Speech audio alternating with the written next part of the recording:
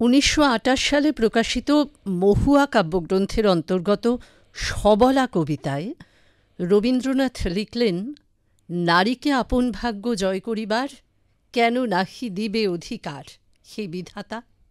1928 থেকে 2025 এই দীর্ঘ বছর ধরে শুধু বিধাতা নয়, সমগ্র সমাজ ব্যবস্থার কাছেও আমাদের এটাই প্রশ্ন, আমাদের এটাই দাবি, নারী এবং পুরুষের সমান অধিকার। বিয়ের আগে হোক অথবা বিয়ের পরে, সে কারো কন্যা, কারো বোন, কারো স্ত্রী, কারো মা, শিশু হোক বা কিশোরী, যুবতী হোক বা মধ্যবয়স্কা অথবা বৃদ্ধা, সমাজের বিভিন্ন ক্ষেত্রে বিভিন্নভাবে এরা নিজেদের অধিকার থেকে বঞ্চিত। কিন্তু ভারতীয় আইন, ভারতীয় সংবিধান নারী ও পুরুষকে সমানভাবে বাঁচার অধিকার দিয়েছে। এই বিষয় নিয়ে আমরা জানব, আর এই বিষয় নিয়ে আরও বিস্তারিতভাবে যথোপযুক্ত পরামর্শ আমরা যার থেকে নেব বলে আজকে আমাদের মধ্যে অতিথি হিসেবে যে মানুষটিকে পেয়েছি, তিনি মহামান্য সুপ্রিম কোর্ট এবং মহামান্য কলকাতা হাইকোর্টের, এক কথায় বলা ভালো, ভারত বিখ্যাত আইনজীবী ফিরদৌস শামীম। শামীমদা, আকাশবাণী কলকাতার মহিলা মহলের আইনের দর্পণে অনুষ্ঠানে আপনাকে স্বাগত। আপনাকে সহ আপনার শ্রোতা বন্ধু এবং এই প্রতিষ্ঠানকে আমার প্রণাম, এবং দীর্ঘদিন ধরে আপনি যে এই অনুষ্ঠানটি করে আসছেন, এই অনুষ্ঠানকেও আমার অত্যন্ত ভালো লাগে। এবং আমি বলবো এই প্রতিটি শ্রোতা বন্ধুকে যে এই অনুষ্ঠানটি এইভাবেই আপনারা শুনে যান, এভাবেই আপনারা বাহবা দিয়ে যান, এবং আমি চাইবো যে এই অনুষ্ঠানটি আরও যাতে উত্তরোত্তরের কলরব বৃদ্ধি ঘটে। আপনারা সঙ্গে থাকলে আমাদের এই প্রচেষ্টা সার্থক হবে। যে বিষয়টি নিয়ে শামীমদা আজকে কথা বলবো, নারী পুরুষের আন্তঃসম্পর্ক এবং অধিকার, একটি অত্যন্ত জটিল অথচ গুরুত্বপূর্ণ বিষয়, যেখানে লিঙ্গ বৈষম্য এবং অধিকারহীনতা আজকের ভারতবর্ষেও যেমন সমানভাবে বিদ্যমান, ঠিক তেমনি নারী ও পুরুষের সমান অধিকার প্রতিষ্ঠা, এটাও খুব লজ্জাজনক হলেও আজকের সময় দাঁড়িয়েও সত্যি। তো একদম প্রথম প্রশ্নে যাই, যে একটি মেয়ে বিবাহের পরে নারী পুরুষ আন্তঃসম্পর্ক নিয়ে কথা বলতে গেলে বৈবাহিক ধর্ষণের আইনি সংজ্ঞা এবং ভারতীয় আইন। দেখুন, আমাদের ভারতবর্ষের যে বর্তমানে যে আইনগত কাঠামো, সেখানে এই বৈবাহিক ধর্ষণ বিষয়টিকে এখনো পর্যন্ত ডিফাইন্ড করা নেই। আচ্ছা। এবং আপনি যদি দেখেন, এই নিয়ে একাধিক মামলা এখনো পর্যন্ত পেন্ডিং। ফলে এই যে ম্যারিটাল রেপ, এই শব্দবন্ধ নিয়ে অনেকেই তো বিভিন্নভাবে ভাবিত, এবং আপনি যদি বলেন যে ম্যারিটাল রেপের এই যে ডেফিনেশন অ্যাজ সাচ আপনি পাবেন না, কিন্তু ম্যারিটাল রেপ এটি ঘটে না তার ইচ্ছার বিরুদ্ধে কাউকে যৌন সঙ্গমে বাধ্য করা, এটা তার শারীরিক যে সত্তা, শারীরিক যে আপনি বলতে পারেন যে একটা স্বায়ত্ত শাসন, তার সেটার বিরুদ্ধচারণ।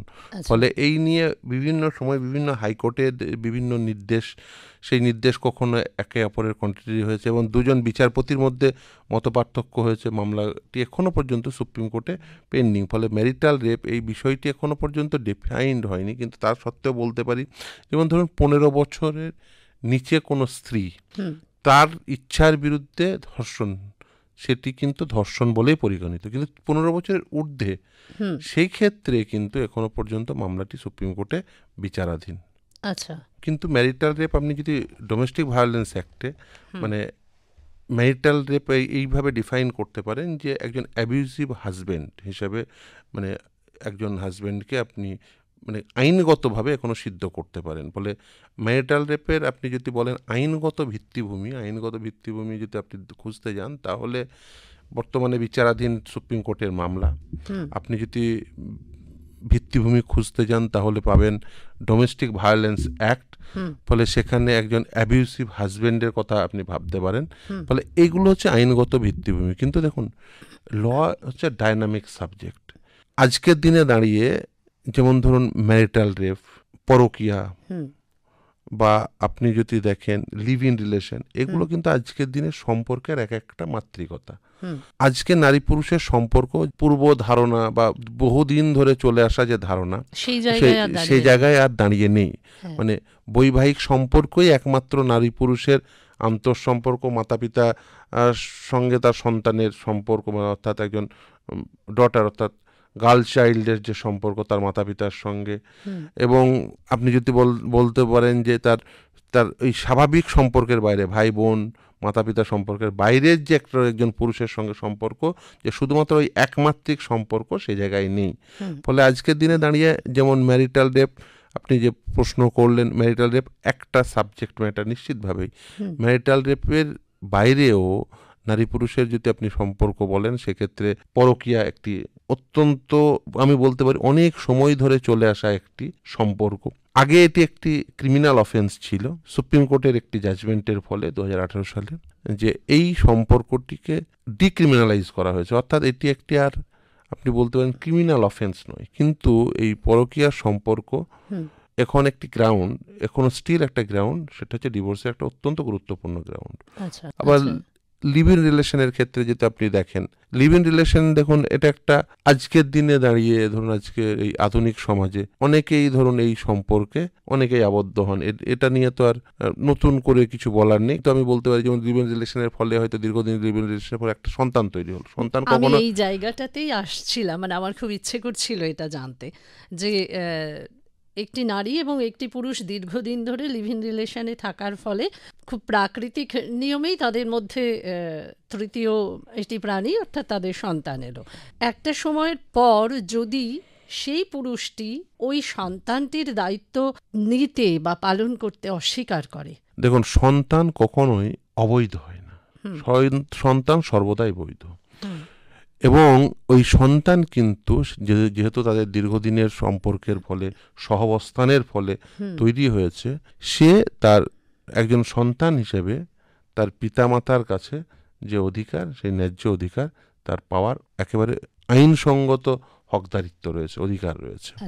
এই ক্ষেত্রে আমি বলবো যে যেমন ধরুন সুপ্রিম কোর্টের একাধিক জাজমেন্ট রয়েছে এই ক্ষেত্রে, এবং আপনি যদি খুব স্পেসিফিকলি বলেন, যেমন ধরুন আমি হিন্দু সাকসেশন অ্যাক্ট অনুযায়ী আপনি যদি তার ইন্টারপ্রিটেশন দেখেন এবং বর্তমান সময় দাঁড়িয়ে সুপ্রিম কোর্টের একাধিক জাজমেন্ট দেখেন, তাহলে দেখবেন সেই সন্তানের তার মাতার সম্পত্তির উপরে অধিকার রয়েছে, অ্যাজ ওয়েল অ্যাজ তার পিতার সম্পত্তির উপরেও অধিকার রয়েছে। ফলে এই যে সম্পত্তির অধিকার সেই সন্তানটির, সেটি কিন্তু রয়ে গেছে। ফলে সন্তানকে কখনোই আপনি অবৈধ এটি বলতে পারেন না। হ্যাঁ, নিশ্চিতভাবে তাদের দীর্ঘদিন সহাবস্থানের ক্ষেত্রে তাদের যদি সেপারেশন হয়, আপনি যেটি বলছেন, আরেকটি ডিফিকাল্টিস তৈরি হতে পারে। সেটা হচ্ছে যে তাহলে কি এই উভয়ে যে সেপারেশন হলো, তাহলে কি তাদের একের অপরের প্রতি যে ক্লেম, সেটা কি বৈবাহিক সম্পর্কের মতো হবে? এই ক্ষেত্রে কিন্তু একেবারে পুরোপুরি বৈবাহিক সম্পর্কের মতো যে অধিকার বোধ, সেটি হয়নি এখনো পর্যন্ত, ভারতবর্ষের আইনে সেটি প্রতিষ্ঠা পায়নি। কিন্তু নিশ্চিতভাবে কিছু কিছু অধিকার যেমন আছে, আমি আবারও বলবো যে আইনগত ভিত্তিভূমি কোথায়, আইনগত ভিত্তিভূমি যেমন ধরুন ডোমেস্টিক ভায়োলেন্স অ্যাক্টে আপনি কিছুটা আইনগত ভিত্তিভূমি, কারণ ডোমেস্টিক ভায়োলেন্স অ্যাক্ট ডিল করে একই বাড়ির মধ্যে একই জায়গায় অবস্থানকারী ব্যক্তিদের মধ্যে যে আইনগত অধিকার, সেটিকে নিয়ে ডিল করে ডোমেস্টিক ভায়োলেন্স অ্যাক্ট। ফলে সেই ক্ষেত্রে আপনি বলতে পারেন যে ডোমেস্টিক ভায়োলেন্স অ্যাক্টের যে সমস্ত আইনগত সুবিধা রয়েছে, সেই ক্ষেত্রে সেই সুবিধা পাবেন। কারণ দেখুন, ল হচ্ছে ডায়নামিক বিষয়, যে বিষয় নিয়ে এখনো পর্যন্ত চিন্তা করা হয়নি। যেমন ধরুন একসময় পরকীয়া সেটা একটি ক্রিমিনাল অফেন্স ছিল, তারপরে সেটা আজকে নেই। আবার দেখুন যে লিভ ইন রিলেশনের যে আইনগত অধিকার, সেই আইনগত অধিকার কিন্তু আস্তে আস্তে করে ডেভেলপড হচ্ছে। কারণ ল যেহেতু ডাইনামিক সাবজেক্ট, কারণ সম্পর্কের সংজ্ঞা প্রতিদিন পরিবর্তন হচ্ছে। আজকে আধুনিক সমাজে সম্পর্কের ওই মাতৃকতা চেঞ্জ হচ্ছে, একমাত্রিক সম্পর্ক থেকে যে বৈবাহিক রিলেশন একমাত্র রিলেশন, সেই জায়গা থেকে মাতৃকতা পরিবর্তন হচ্ছে। ফলে সেখানে যেমন পরকীয়া আসছে, সেখানে যেমন ধরুন লিভ ইন রিলেশন আসছে। ফলে ইভেন এখন মানে এই নতুন কনসেপ্ট, আমি জাস্ট এটা নিয়ে আরো একটু গভীরে বোঝার জন্য আমি বিভিন্ন সোর্স থেকে যে কি সম্পর্কের এই ডেফিনেশনগুলো কিভাবে চেঞ্জ হচ্ছে, সেক্ষেত্রে দেখছিলাম নতুন কনসেপ্ট হচ্ছে ওপেন রিলেশন। এবার ধরুন আমাদের দেশে আইন যে তৈরির যে ভিত্তিভূমি, সেটা একেবারে পরিষ্কার। সেটা হচ্ছে দেখুন, আদালত তো আইন তৈরি করতে পারে না সাধারণভাবে, আমাদের দেশে আইন তৈরি করে আইনসভার সদস্যরা। ফলে আইনসভাই হচ্ছে একমাত্র জায়গা যেখানে আইন তৈরি করে, এবং আইনসভার সদস্য নির্বাচিত করে জনগণ। ফলে আপনি বলতে পারেন যে জনগণের রিফ্লেকশন ঘটে আইনসভার মধ্য দিয়ে, এবং সেটি আইন হিসেবে প্রতিফলিত হয়। এটাই স্বাভাবিক সাধারণ নিয়ম। কিন্তু আইনের ইন্টারপ্রিটেশন করেন সাংবিধানিক আদালতগুলো, অর্থাৎ হাইকোর্ট এবং সুপ্রিম কোর্টগুলো। এবং সেই ক্ষেত্রে ইন্টারপ্রিটেশনের ক্ষেত্রে যদি এই যে আইনসভা যে আইন তৈরি করলো সেখানে যদি সুযোগ তৈরি হয়, তাহলে সেই সুযোগ থেকে আপনি বলতে পারেন যে সুপ্রিম কোর্ট বা হাইকোর্ট আমাদের দেশে যে প্রতিষ্ঠিত আইন, সেই প্রতিষ্ঠিত আইনের উপর দাঁড়িয়ে যে সেই সুপ্রিম কোর্ট সেগুলো ইন্টারপ্রিটেশন দেওয়ার সুযোগ তৈরি হয় সুপ্রিম কোর্ট বা হাইকোর্টে। দেখুন, আমাদের দেশে একবার সংবিধান স্বীকৃত প্রতিষ্ঠিত আইন হচ্ছে সাম্যের অধিকার। প্রতিটি সে নারী পুরুষ উভয়কেই ইকুয়াল ট্রিটমেন্ট করতে হবে। আপনি ক্ষেত্রে বলতে পারেন যে কর্মসংস্থানের ক্ষেত্রে আমাদের ইকুয়াল রাইট আছে, ইকুয়াল অপরচুনিটি রয়েছে। দেখুন, আমাদের দেশে তো রাইট টু এমপ্লয়মেন্ট নেই, কিন্তু equal opportunity in public employment, that's our fundamental right.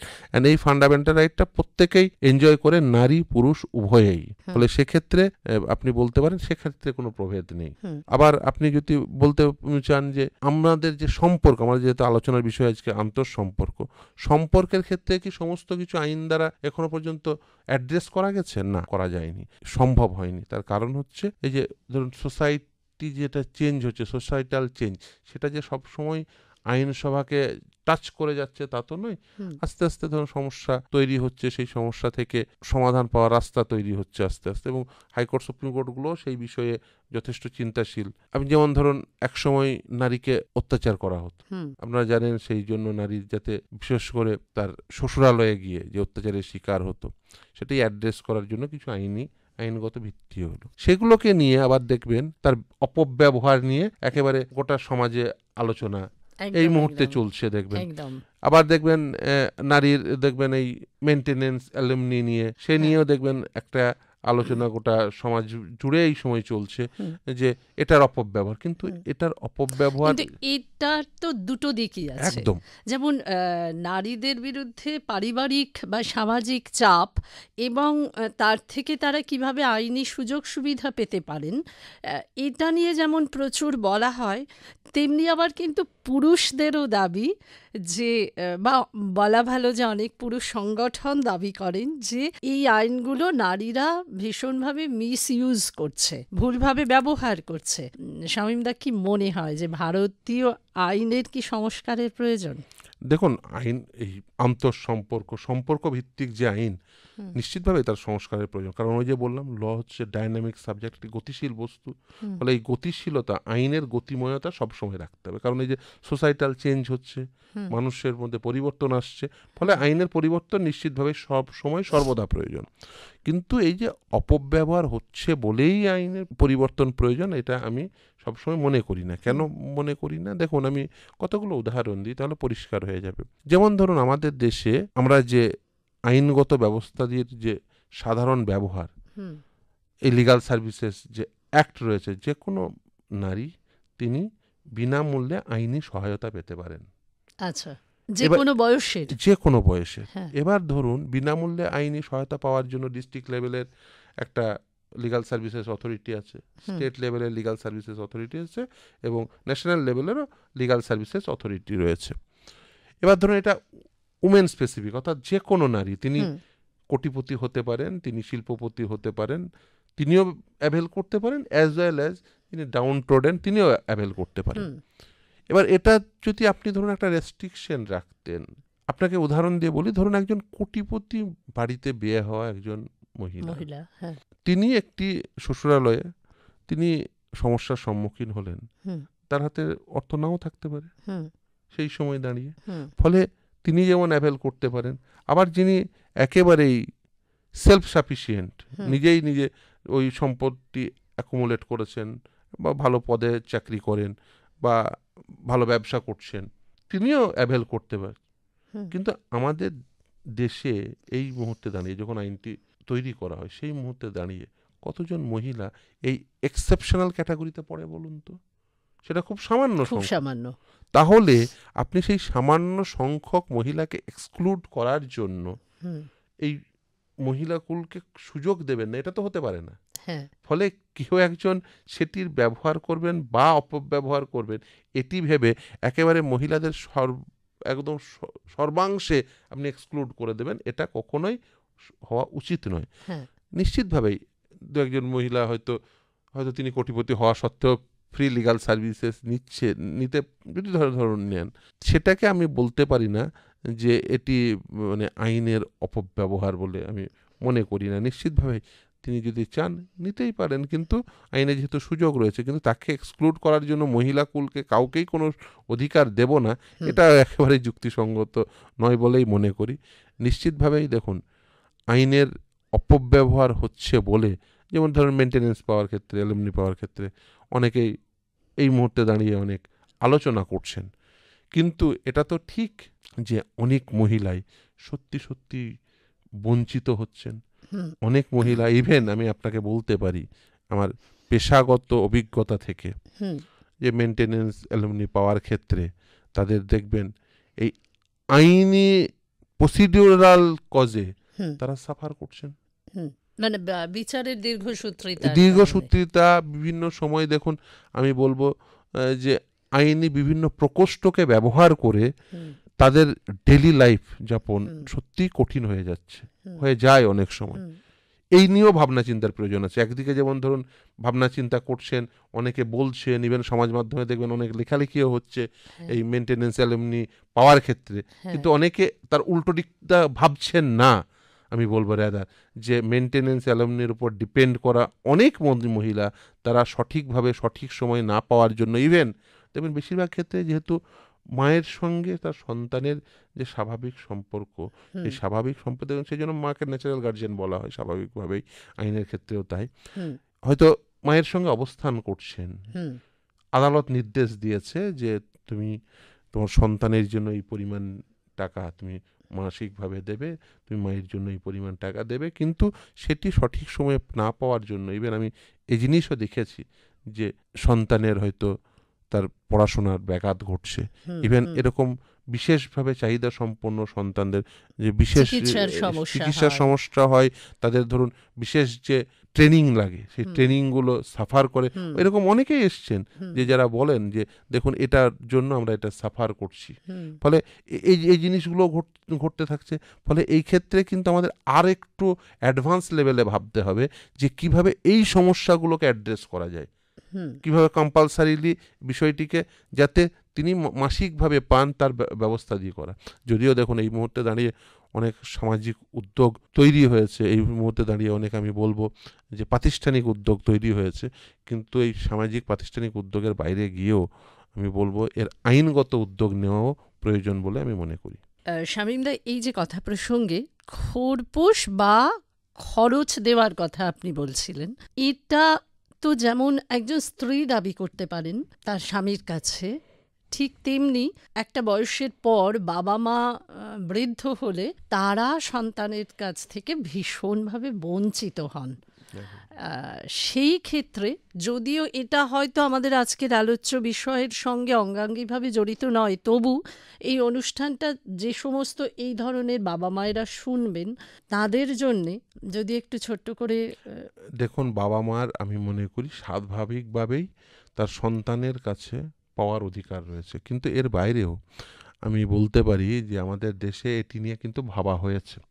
যেমন সিনিয়র সিটিজেনশিপ অ্যাক্ট রয়েছে, ইভেন আপনারা শুনলে অবাক হয়ে যাবেন যে ধরুন বাবা মা অনেক সময় হয় out of love and affection বাবা মা সন্তানকে তার সব সম্পদ দিয়ে দিয়েছে, তারপর একেবারে মানে ওই জীবন সায়ান্নে গিয়ে তিনি অত্যন্ত দুর্দশাগ্রস্ত অবস্থায় তার জীবন কাটাতে বাধ্য হচ্ছে। এরকমটা বেশি অনেক ক্ষেত্রে ঘটে, এবং গিফট করেছেন সম্পদ, তারপরে সেটা ঘটছে, সেই গিফট ডিডও রিভোক হয়ে যায়। সেই প্রভিশন কিন্তু এই সিনিয়র সিটিজেনশিপ অ্যাক্টে রয়েছে। ওই যে বললাম আইনি গতিময়তা কিন্তু সেটিকে অ্যাড্রেস করার জন্য, এই সমস্যা তো ছিল দীর্ঘদিন, সেটিকে অ্যাড্রেস করার জন্যই কিন্তু এই যে সিনিয়র সিটিজেনশিপ অ্যাক্ট, সেখানে কিন্তু এই নির্দিষ্ট এই প্রভিশন রয়েছে। এই যেমন ধরুন আপনি এই কিছুক্ষণ আগে বলছিলেন যে নারীর অধিকার বলতে প্রথম যেটা মাথায় আসে সেটা হচ্ছে সম্পদের অধিকার। দেখবেন হিন্দু সাকসেশন অ্যাক্টের অ্যামেন্ডমেন্ট এসছে, সেখানে কিন্তু নারীকে পুরুষের সমান অধিকার দেওয়া হয়েছে। ফলে এই যে আইন, এই যে বললাম গতিময় একটি বস্তু, ফলে এই গতিময়তাকে অ্যাড্রেস করার জন্য এই যে সভ্যতার স্বাভাবিক নিয়ম হচ্ছে সাম্যতা। আমরা কি অ্যাটেন্ড করতে চাই জানেন তো?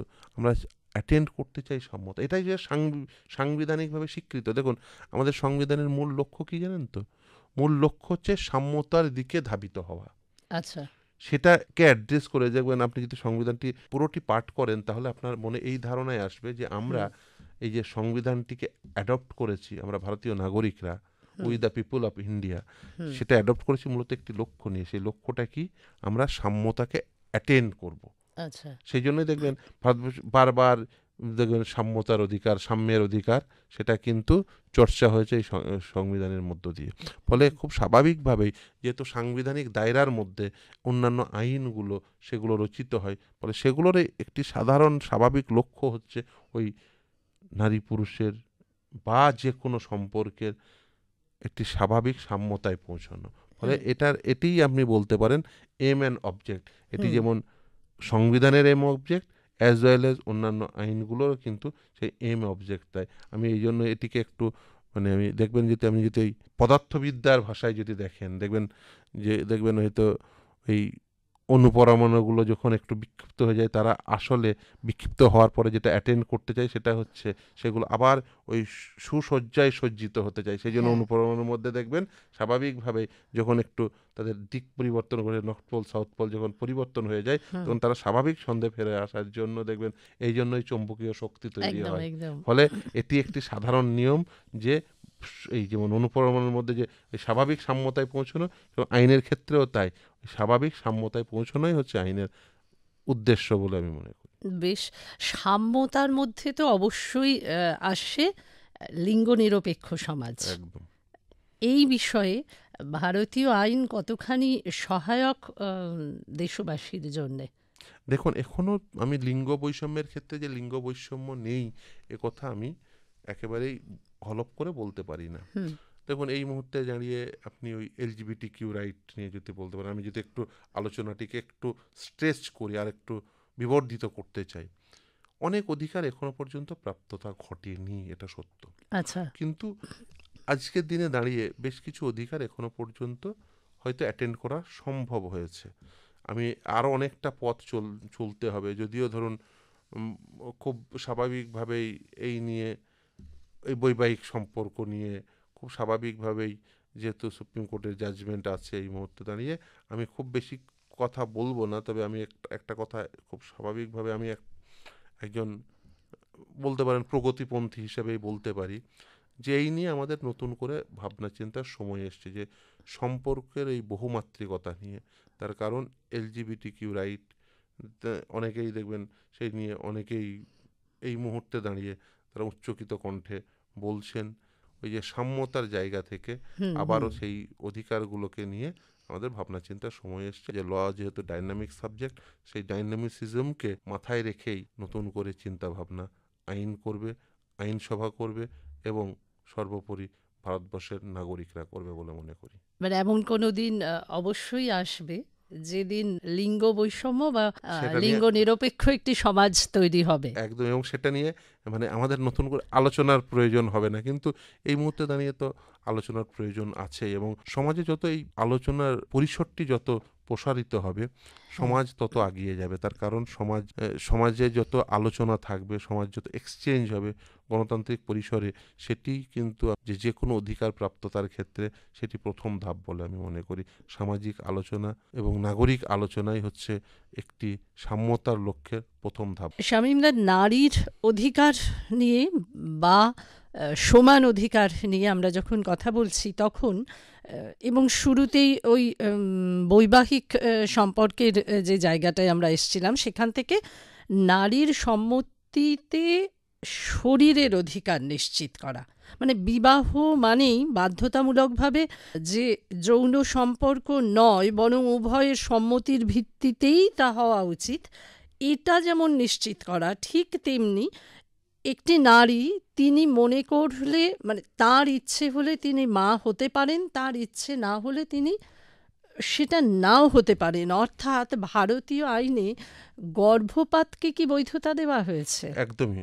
Medical termination of pregnancy act, MTP act, এই MTP অ্যাক্টে আপনি নিশ্চিতভাবেই জানেন যে 20 সপ্তাহ পর্যন্ত গর্ভপাত স্বাভাবিকভাবেই করা যায় মানে চিকিৎসা- বৈধ 20 সপ্তাহের মধ্যে। চিকিৎসকদের পরামর্শক্রমে, অবশ্যই আচ্ছা। চিকিৎসকদের পরামর্শক্রমে। হ্যাঁ। কিন্তু 21 থেকে 24 সপ্তাহ পর্যন্ত বিশেষভাবে আপনি বলতে পারেন যে সেটিও মানে এই মুহূর্তে দাঁড়িয়ে সেটিও সম্ভব। হুম, কিন্তু তারপরে একমাত্র বিশেষ বিশেষ ক্ষেত্রে আদালতের নির্দেশে কিছু কিছু ঘটেছে, হুম, এবং সেটি যদি ধরুন মায়ের যে বাঁচা হুম। সেটি যদি সত্যি সত্যি কোশ্চেনের মুখে পড়ে, তাহলে কিন্তু আদালত সেক্ষেত্রে কিন্তু অনুমতি দিতে পারে। সেটা বিয়ন্ড ওই সময়কাল, স্ট্যাটুটরি সময়কালের বিয়ন্ডে গিয়ে যদি সেটা তার লাইফটিকে ডেঞ্জারে ফেলে, তাহলে কিন্তু সেক্ষেত্রে একমাত্র আদালতই অনুমতি দিতে পারে। আপনি যদি তাহলে এমটিপি অ্যাক্টে যদি স্বাভাবিক পরিভাষা দেখেন, তাহলে দেখবেন 20 সপ্তাহ পর্যন্ত চিকিৎসকের অনুমতিক্রমে স্বাভাবিক টার্মিনেশন, 21 থেকে 24 সপ্তাহ বিশেষভাবে আপনি বলতে পারেন যে বিশেষভাবে অনুমতি নিয়ে, বিশেষভাবে বিশেষজ্ঞ চিকিৎসকের পরামর্শক্রমে, আর তার বিয়ন্ডে গিয়ে যদি তার জীবন সংশয় ঘটে হুম, বা ধরুন ধর্ষণ বা এরকম ধরনের হুম, কোনো হুম, ঘটনা হুম, ঘটেছে, হুম। সেই ক্ষেত্রে আদালতের অনুমতিক্রমে। ফলে আচ্ছা। এই তিনটে ধাপে আপনি এমটিপি অ্যাক্টকে আপনি পরিভাষিত করতে পারেন। আচ্ছা। হ্যাঁ, বেশ। সময়ের নিগড়ে আমরা সবাই বাঁধা। যে বিষয়টি নিয়ে আমরা এতক্ষণ আলোচনা করলাম, বলা ভালো আপনার থেকে জানলাম, সেটা এই মুহূর্তে সমাজের সবথেকে জ্বলন্ত সমস্যা। আমরা আজকের অনুষ্ঠানের একেবারেই শেষে এসে ভারত বিখ্যাত আইনজীবী ফিরদৌস শামীমের থেকে উপসংহার যদি জানতে চাই, কি বলবেন? দেখুন, আমি বলতে পারি উপসংহার হিসেবে নারী পুরুষের আন্তঃসম্পর্ক, এবং বিশেষ করে যেহেতু এটা মহিলা মহল, হ্যাঁ। নারীর অধিকার নিয়ে যদি বলতে বলেন, তাহলে বলবো হ্যাঁ, আমরা পুরোটা পাইনি, কিছুটা পেয়েছি। হুম, আমরা সাম্যের দিকে এগিয়ে যাওয়ার জন্য নিশ্চিতভাবেই আমরা এই যে এক্সচেঞ্জ, যে সামাজিকভাবে যে ডায়ালগ এক্সচেঞ্জ করব, নিশ্চিতভাবে আপনাদের মতো যে এই অনুষ্ঠানগুলো সেগুলো সহায়ক হবে। এবং আমি মনে করি পাবলিক লাইফে এই আলোচনা অত্যন্ত জরুরি, কারণ আমাদের দেশে দেখুন আইনসভায় একমাত্র আইন তৈরি করতে পারে, একদম। এবং সেই জন্য, এবং যেহেতু জনগণই আইনসভার সদস্য নির্বাচন করেন, ফলে পাবলিক লাইফে, পাবলিক ডিসকোর্সে যেটি আছে আলোচনা, সেটিই রিফ্লেকশন ঘটবে আইনসভার মধ্য দিয়ে। তাই আমি মনে করি এই ধরনের অনুষ্ঠান, জনমানসে স্বাভাবিক এক্সচেঞ্জ, সেগুলোই কিন্তু আলটিমেটলি আইনসভার মধ্য দিয়ে আইন হিসেবে পরিগণিত হয় এবং আইন তৈরি হয়, এবং সময়ের দাবি মেনেই বিভিন্ন সময় আইনের পরিবর্তন হয়। দেখবেন অ্যামেন্ডমেন্ট এসছে, একসময় হিন্দু সাকসেশন অ্যাক্ট একরকম ছিল, পরবর্তীতে নারী অধিকার পেয়েছে, অ্যামেন্ডমেন্ট এসছে। সেরকমভাবে এই যে ধরুন বিভিন্ন সময় এই যে আইনের নতুন নতুন করে পরিভাষা তৈরি হচ্ছে, সেটি কিন্তু জনমানসে এই আলাপচারিতার মধ্য দিয়ে। তাই বলবো গণতন্ত্রের স্বাভাবিক ছন্দ মেনেই আপনারা প্রত্যেকেই জনমানসের পাবলিক লাইফে যেমন এই নিয়ে আলোচনা করবেন, নিশ্চিতভাবে যে অধিকারগুলো পেয়েছেন সেগুলোকে সুরক্ষিত রাখা, এবং যে অধিকারগুলো এখনো পর্যন্ত পাওয়া যায়নি সেটা পাওয়ার জন্য নিশ্চিতভাবেই এই আলোচনা আরও বেশি হোক জনমানসে, সেটাই চাইবো। আপনি অসম্ভব ব্যস্ততায় দিন যাপন করেন, তার মধ্যে থেকেও সময় বের করে আমাদের এতটা সময় দেওয়ার জন্য আপনাকে আকাশবাণী কলকাতার মহিলা বিভাগের পক্ষ থেকে অসংখ্য ধন্যবাদ এবং কৃতজ্ঞতা। নমস্কার আপনার প্রতি শ্রোতা বন্ধুকে।